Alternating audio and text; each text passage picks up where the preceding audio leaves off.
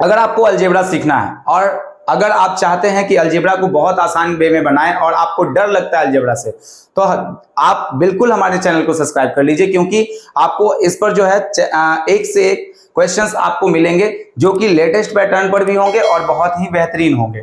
तो आप अलजेब्रा सीखने के लिए हमारे चैनल को बहुत अच्छे तरीके से कर सकते हैं, क्योंकि हम शॉर्ट मेथड के साथ आपको हर एक टाइप का अलजेब्रा आपको बताते हुए नजर आएंगे। तो चलिए आज फिर एक नए क्वेश्चन की तरफ हम चलते हैं। जैसे देखिएगा, इसमें बहुत लोग गलती कर जाते हैं इस क्वेश्चन के अंदर में, और क्या गलती उनसे होती है तो उस पैटर्न को थोड़ा सा समझ लेते हैं।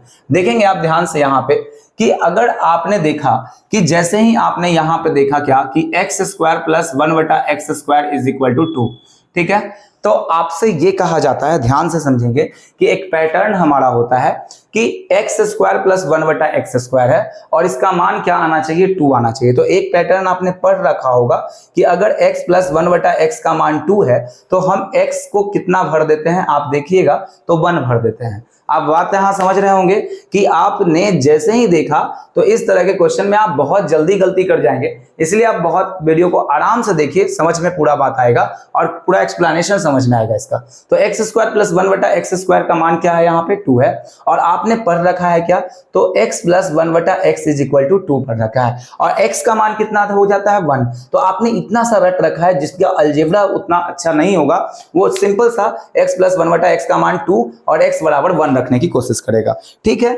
अगर हमने यहां पे x बराबर 1 रख दिया तो यानी कि देखिए यहां पे अगर 2 होगा तो ये 2 कब हो सकता है, आप एक बात को समझिए, ये 2 कब हो सकता है, जब यानी कि ये भी 1 हो और x square is equal to, यानी मैं ये कहना चाहता हूं कि x square is equal to अगर मैं 1 रख देता हूं तभी जाके ये 1 प्लस 1 इज इक्वल टू कितना हो जाएगा, 2 हो जाएगा, और ये बात को सेटिस्फाई भी करता है। तो आप सिंपली एक बात समझ पा रहे होंगे कि अगर हमने कि एक्स स्क्वायर को 1 रखा तो देखिए क्या दिक्कत आपके सामने आ जाएगी। तो आप कह सकते हैं कि 2 कब आएगा, जब हम इस टर्म में एक्स स्क्वायर को 1 रख लेते हैं, ठीक है। हमने एक्स स्क्वायर को 1 रख लिया तो देखिए जल्दी से यहां पर एक बात समझने का है, आप देख रहे हैं कि एक्स स्क्वायर में 1 रखा तो ये 1 का स्क्वायर और ये प्लस 1/1 का स्क्वायर और ये 1 प्लस 1 सेटिस्फाई मान।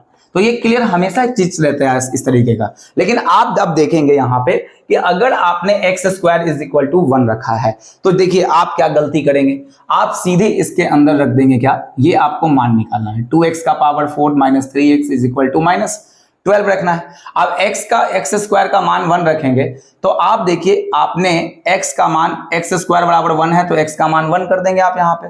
अगर 1 करेंगे तो क्या यहाँ पर डिफरेंस आएगा कि ये 2 हो जाएगा, यानी पावर 1, यहां पे क्या हो जाएगा, 1 रखेंगे तो 3 और -12। अब देखिए यहां पे क्या होता है, 12 3 15 और 15 में से 2 गया तो 13, और इस सवाल का उत्तर आप क्या बता देंगे, -13, और ऑप्शन के अंदर -13 भी है।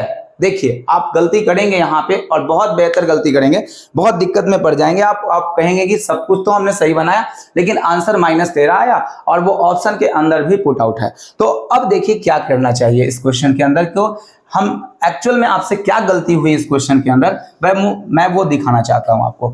अब देखिए आपने जब किया तो यहां पर आपने x को 1 नहीं माना, यानी x को 1 नहीं माना यानी x स्क्वायर को 1 माना, इसका मतलब पावर 2, और जब पावर 2 होता है तो उसके 2 घात होते हैं, यानी कि उसके 2 जो होते हैं वो निकलेंगे, आपके मूल जो होंगे उसके 2 निकलेंगे, यानी जितनी पावर उतने मूल होंगे। अगर आपको मैं ये कहूं कि x³ का मान 1 है तो 1 यानी कि इसका x का पावर जो होगा 3 है तो x के 3 मूल निकलेंगे। तो यहां उस तरह से x के कितने मूल निकलेंगे, 2 मूल निकलेंगे। तो अगर हम यहां से देख के एक्स स्क्वायर का मतलब अगर निकालें तो रूट अंडर चढ़ेगा इधर, और रूट चढ़ने के बाद एक तो डाटा आपका आएगा +1 और एक डाटा आएगा -1, यानी कि x का मान एक जगह पे +1 आएगा और एक जगह पे -1 की स्थिति बनाएगा। बात समझ में आ रहा है। लेकिन अब इसमें से कौन सा मान भरना है, अगर आपको ये लैंग्वेज यहां पर यदि ये नहीं दिया हुआ होता तो आप सिंपली पुट कर सकते थे,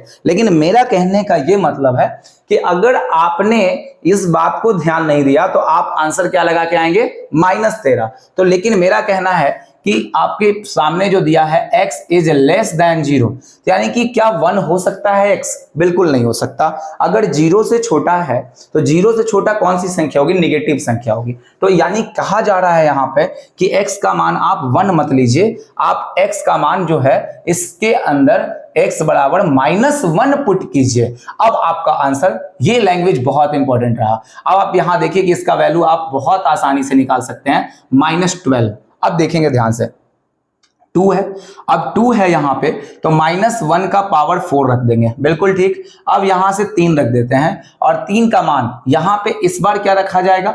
-1। बहुत बारीकी से मैं हर एक स्टेप को समझा रहा हूं। अब देखिए पावर 4 करेंगे तो इवन पावर होता है तो 1 ही हो जाता है। जैसे आप समझ सकते हैं यहां पे कि -1 इंटू -1 अगर 2 बार गुना करेंगे, यानी इवन सम संख्या के अंदर गुना करेंगे, तो क्या हो जाएगा? यहां पर +1 हो जाएगा, ठीक है। और एक और -1 लेके चले आएंगे इसके अंदर में, तो फिर आपको प्लस माइनस माइनस प्लस और प्लस माइनस फिर से माइनस देना पड़ेगा।